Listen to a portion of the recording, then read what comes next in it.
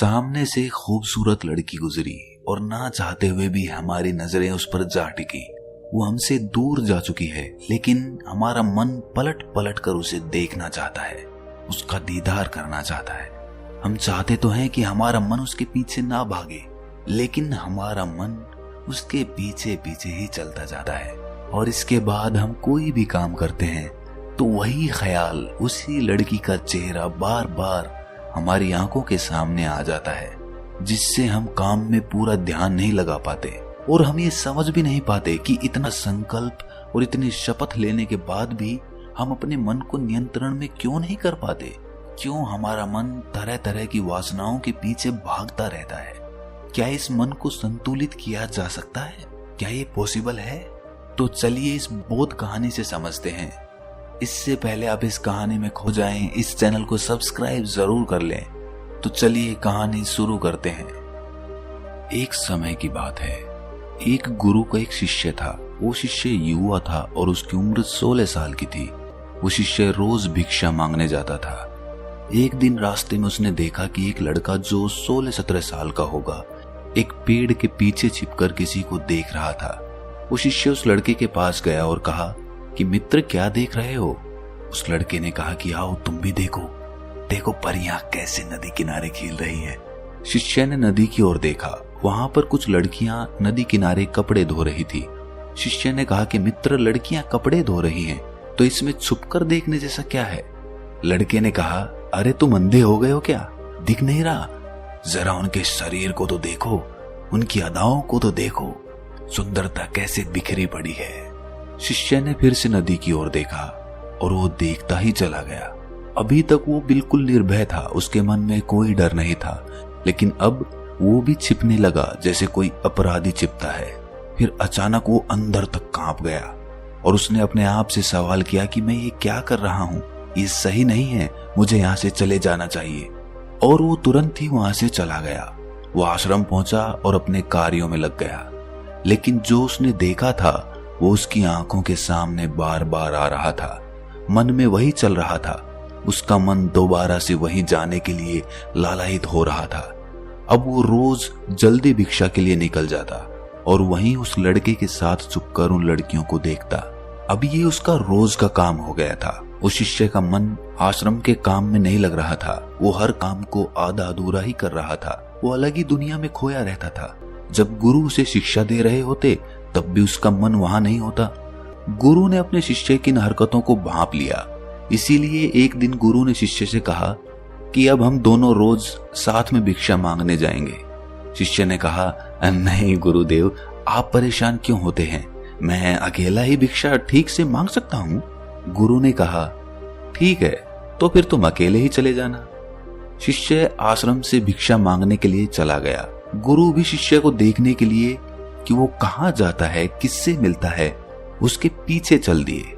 कुछ दूर जाने के बाद एक रास्ते पर गुरु ने देखा कि उसका शिष्य एक लड़के के साथ एक पेड़ के पीछे अपराधी की तरह छिप रहा है और कुछ देख रहा है। गुरु अपने शिष्य के पीछे आकर खड़े हो गए और उन्होंने देखा कि उनका शिष्य छिपकर लड़कियों को देख रहा है जो अपने कपड़े धो रही थी। गुरु ने कहा, क्या इन लड़कियों से भी भिक्षा लेनी है तुम्हें? अपने गुरु की आवाज सुनते ही वो शिष्य घबरा गया, जैसे किसी चोर को किसी ने रंगे हाथों पकड़ लिया हो। उसकी हालत खराब हो गई। वो कुछ बोल भी नहीं पा रहा था। दूसरा लड़का वहां से भाग गया। शिष्य के मुख से कुछ टूटे फूटे शब्द ही निकल पा रहे थे बस। वो गुरु से नजरें नहीं मिला पा रहा था। गुरु ने कहा कि मेरा शिष्य तो निर्भय था, उसे तो किसी का डर नहीं था, लेकिन तुम तो डर के मारे कांप रहे हो। शिष्य ने कहा कि मेरा कोई दोस्त नहीं है गुरुदेव, उस लड़के ने मुझे बहका दिया था। आपकी शपथ खाकर कहता हूं कि अब मैं ऐसा कभी दोबारा नहीं करूंगा, मुझे माफ कर दीजिए। गुरु ने कहा, अरे कोई बात नहीं, लेकिन इस बात को ध्यान रखना, हम जैसी संगति करते हैं वैसे ही विचार हमारे होने लगते हैं। इसीलिए अच्छी संगति करो ताकि तुम्हारे भीतर सकारात्मक ऊर्जा प्रवाहित हो। वो शिष्य फिर से अपने आश्रम के काम पर ध्यान देने लगा। उसने उस रास्ते से भी जाना बंद कर दिया। वो दूसरे रास्ते से जाता। वो अपना काम ध्यान से करता, लेकिन धीरे धीरे उसके भीतर क्रोध की उत्पत्ति होने लगी। वो दूसरे शिष्यों पर क्रोध करता वो बेचैन रहता और ना ही सही समय पर भोजन करता। उसका भोजन भी आधा हो गया था। एक रात गुरु ने उस शिष्य से कहा, अब तक कितनी बार तुम अपनी शपथ तोड़ चुके हो। ये सुनते ही शिष्य अपने गुरु के चरणों में गिर गया और रोते हुए बोला, गुरुदेव, कई बार मैं उस शपथ को तोड़ चुका हूँ। उसके बाद कई बार शपथ ले भी चुका हूँ, लेकिन हर बार वो टूट जाती है। मेरा मन मेरे नियंत्रण में नहीं है। मैं चाहता हूँ अपने मन से इन सारे बुरे विचारों को निकाल दूं, लेकिन चाहकर भी ऐसा नहीं हो पा रहा है।